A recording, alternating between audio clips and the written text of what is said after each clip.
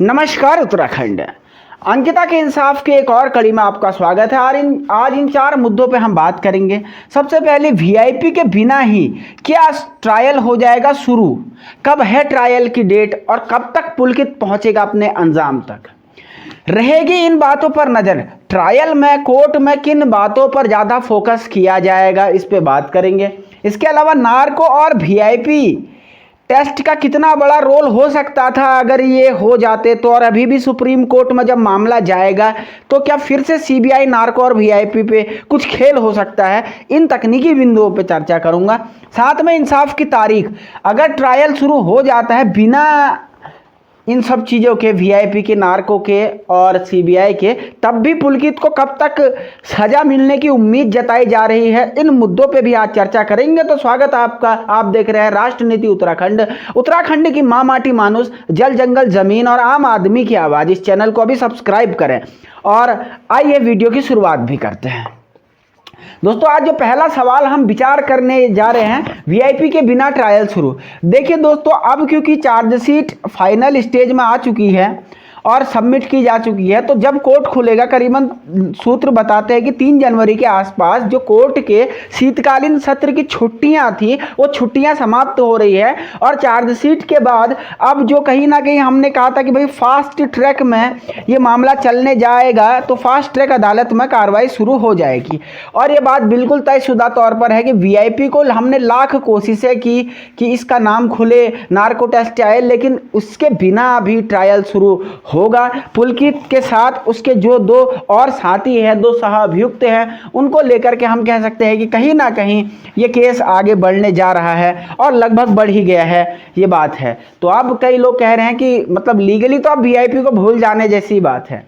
इन बातों पर रहेगी नज़र। देखिए, हम आज फिर से आपको दोहरा दें, जो लोग नहीं जानते हैं, इस केस में आईपीसी की धारा 302, 354, 120 बी क्रिमिनल कॉन्स्पिरेसी और जो गैंगस्टर एक्ट है, इन धाराओं पर विचार किया गया है। और जो सबसे मेन है यही है। मैं आपको आज फिर एक बार बता देना चाहता हूं कि अगर 302 धारा प्रूफ होती है, केवल यही एक ऐसी धारा है जो पुलकित को सजाए मौत या पुलकित को उम्र कैद की सजा, उसके साथियों को उम्र कैद की सजा कम से कम दिला सकती है। बाकी अगर इस धारा से पुलकित बरी हो गया तो ये जो धाराएं हैं ज़्यादा पुलकित को 10 वर्ष तक कैद में भेज सकेंगी, इसके अतिरिक्त नहीं।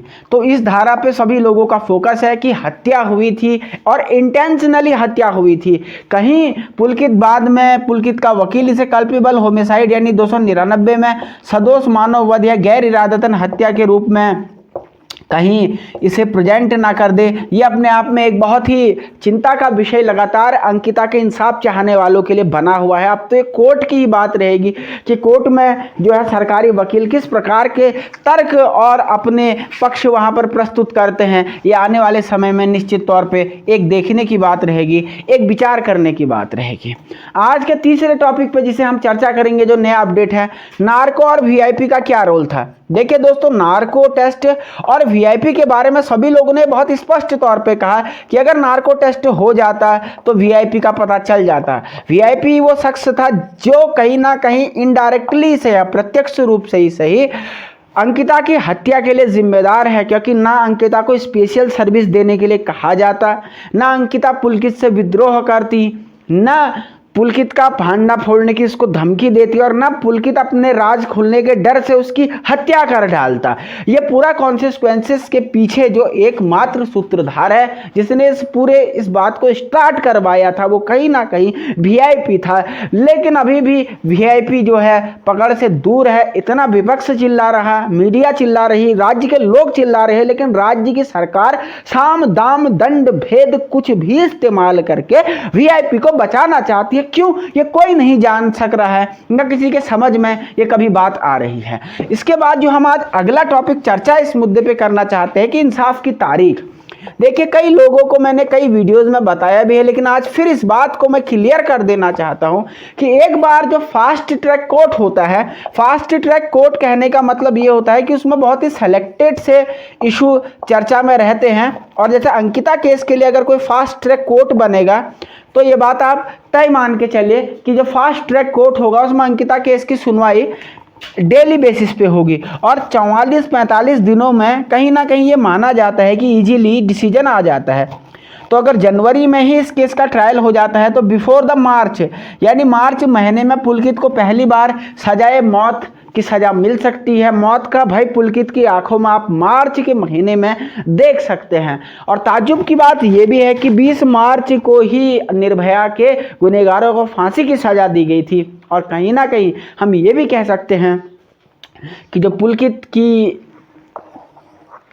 अंजाम तक इसको पहुंचाना है, अंकिता को इंसाफ दिलाना है, ये भी कहीं ना कहीं यहाँ पे निकल के आ सकता है। खैर, आज का अपडेट में इतना ही। कल फिर मिलेंगे जो भी इस केस से जुड़े हुए नए अपडेट्स, नए सवाल, उनका सबसे तार्किक और विधिक विश्लेषण लेकर के। तब तक के लिए बने रहिए, देखते रहिए राष्ट्रनीति उत्तराखंड और चैनल को सब्सक्राइब जरूर करें।